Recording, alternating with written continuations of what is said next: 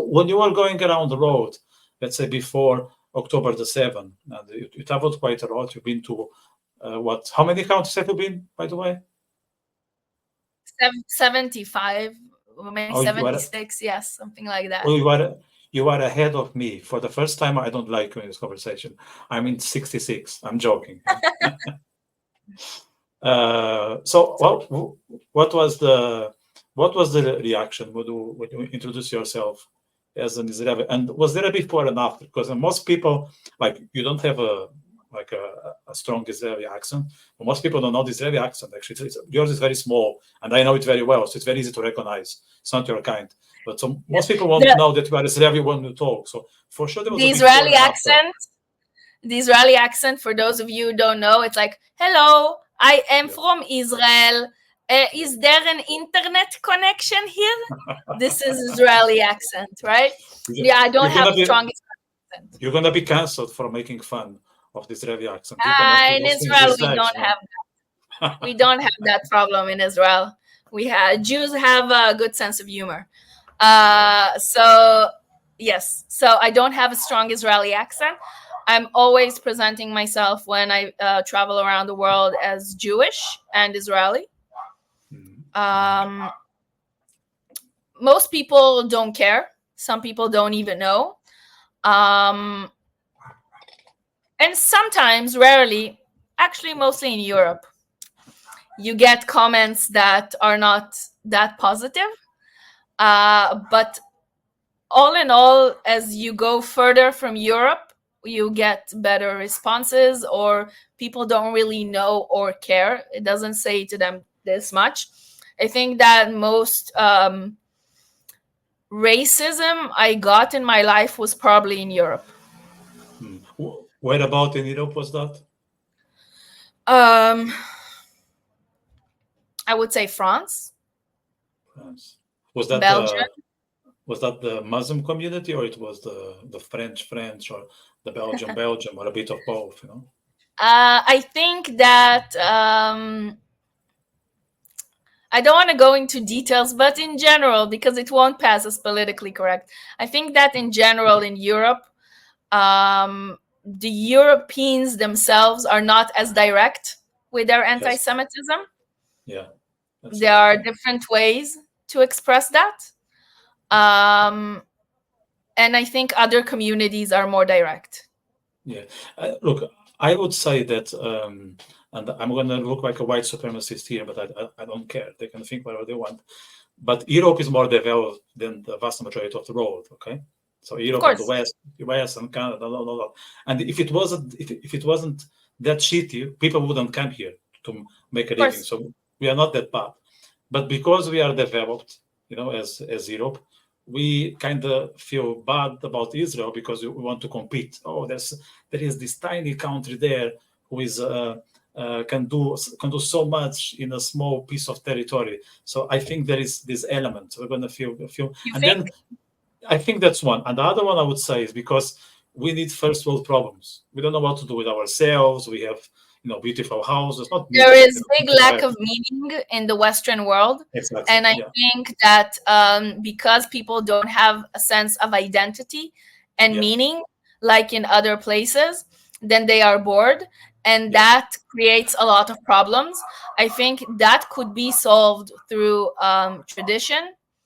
And some people will say religion. I'm personally not a religious person, but my Jewish identity is very strong. For those of you who don't know, Judaism is also an ethnicity and not only a religion. So this is my ethnicity. I'm Jewish by blood, and this is my culture.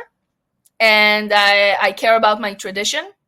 And I was raised Jewish, and I'm going to raise my children Jewish, and I am part of the Jewish community, and I think that gives me a lot of meaning in my life.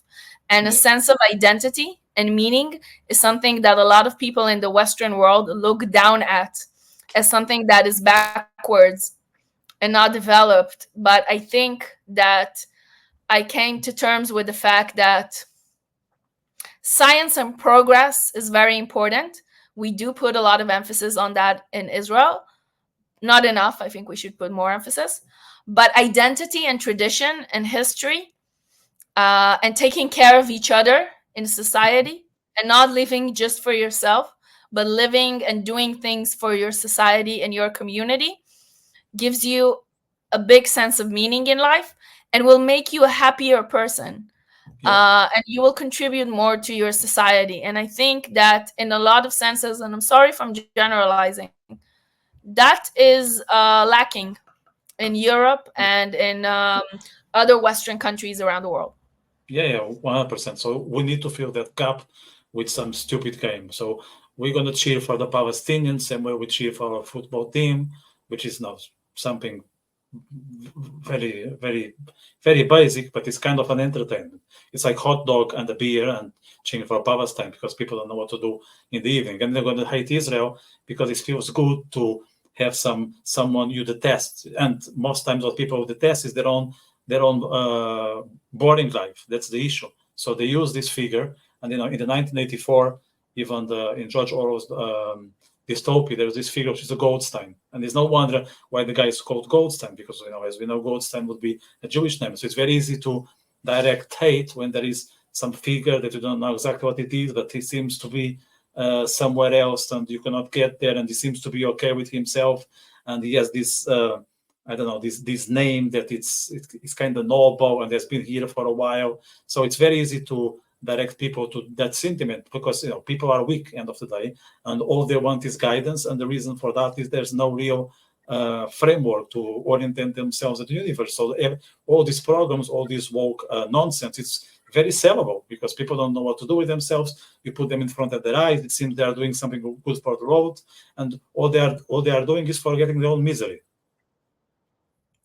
Exactly, 100%. And I think that this is just a modern manifestation of anti-Semitism because, it's with the Jews, that our identity always, it's very flexible. When everybody hates the communists, the Jew Yeah. is a communist.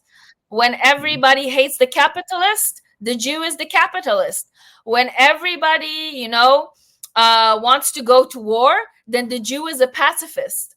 And Or the when white everybody person. wants peace, yes, and when Now, everybody wants peace, then the Jew is a warmonger. And now everybody hates white privileged men. And yeah, suddenly the Jew is the epitome of white privileged men, even though that 80 years ago or less in the US, Jews weren't even accepted to country clubs because they weren't considered white. They weren't considered WASPs.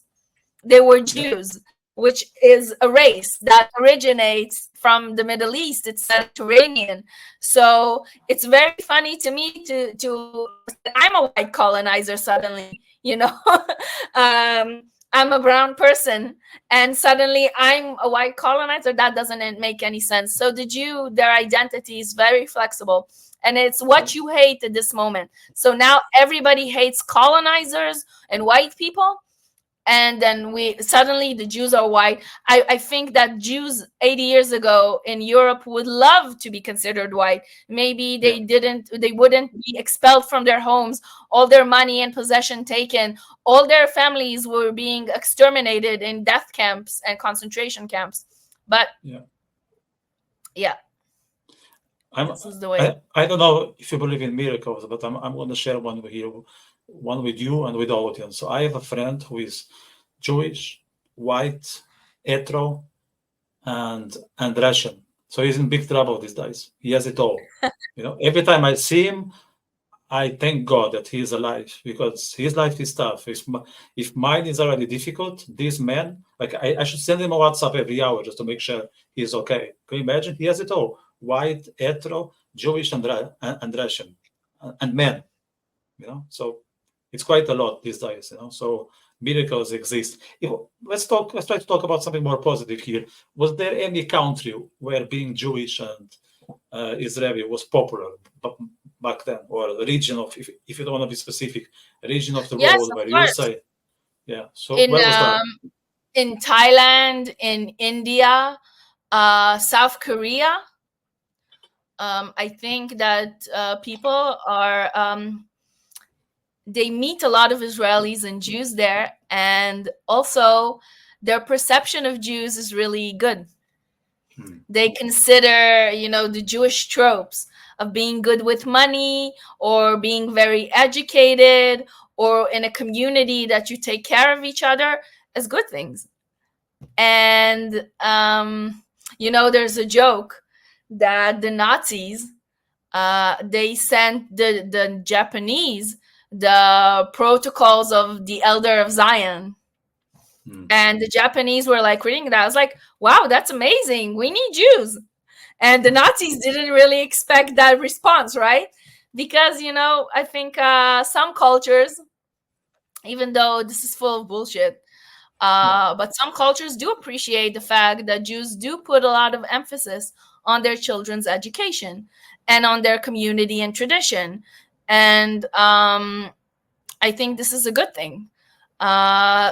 So I think that cultures that were less affected by, the Western anti-Semitism and resentment against Jews do have a lot of positive. They look at the Jews as a positive thing in general. Look, of course, there are bad Jews, and there are shitty people, like in any, like everywhere.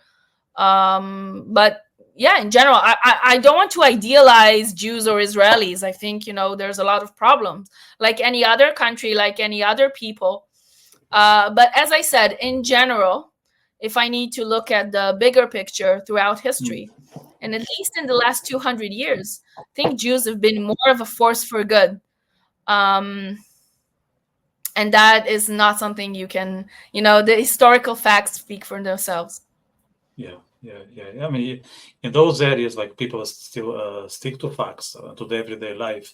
So they are not spoiled. They are not thinking about the climate change. They are thinking about their table, their family, their community, and they don't need to get entertained with things that are just fantasies, and they look good on the likes of internet. So it's no wonder why they appreciate the fact that Jews look after their families, their children, the future. So, it's for me, it doesn't come across as a surprise